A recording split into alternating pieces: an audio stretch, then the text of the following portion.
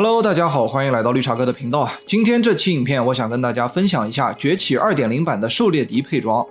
狩猎笛这个武器在试玩版可以说是叱咤风云啊！全新的玩法加上超高的爆发，让很多猎友都重新认识并爱上了这款武器。可惜三太子可能也意识到无敌太过寂寞，就一刀腰斩，把笛子所有的动作值都下调了。不过笛子在正式版依然很强，像试玩版那样近乎于 bug 一般反而不太好。而在配装思路方面啊，狩猎笛与大锤非常类似，基本可以互相参照。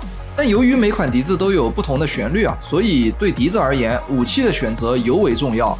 而今天的主角就是这把暴鳞龙骨赤红星光，220的高面板加爆破属性，伤害已经是有保障了，旋律还有攻击力 up， 这点非常关键。对于想打输出或是想辅助的演奏家们，攻击力 up 这个旋律都是优先考虑的。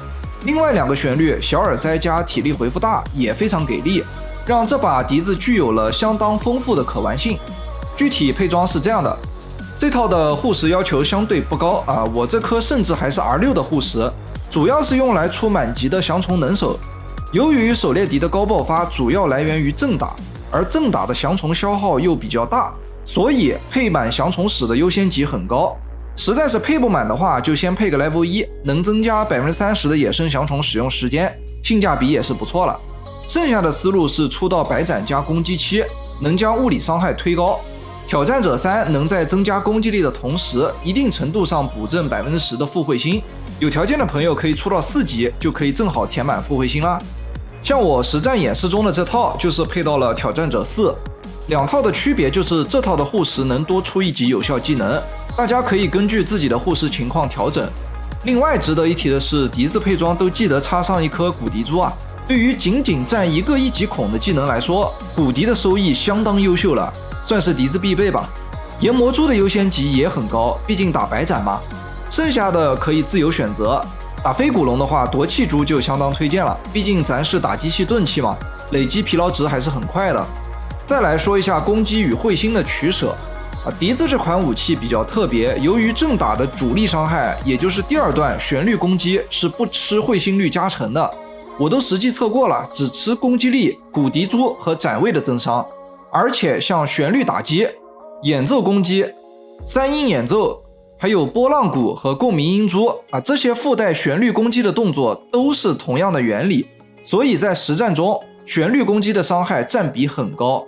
我们最优先的搭配思路就是堆高攻击，拉高斩位，装上骨笛珠，然后尽量上降虫能手3，还有条件再上点锁斩位的技能。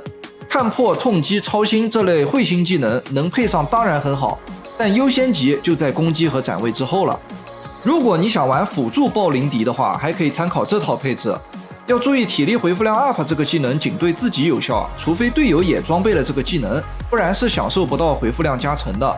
这套的话算是又有奶量又有输出吧，虽然不及传说中的百龙笛那么坦，但白斩高攻加爆破已经能给团队提供不错的伤害了。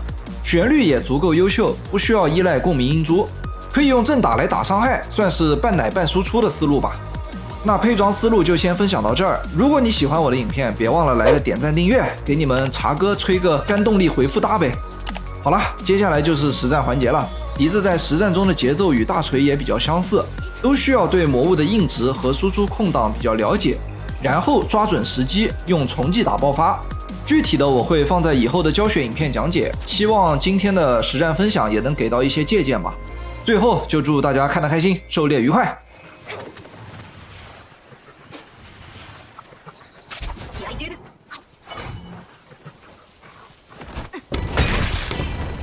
いました。お覚悟。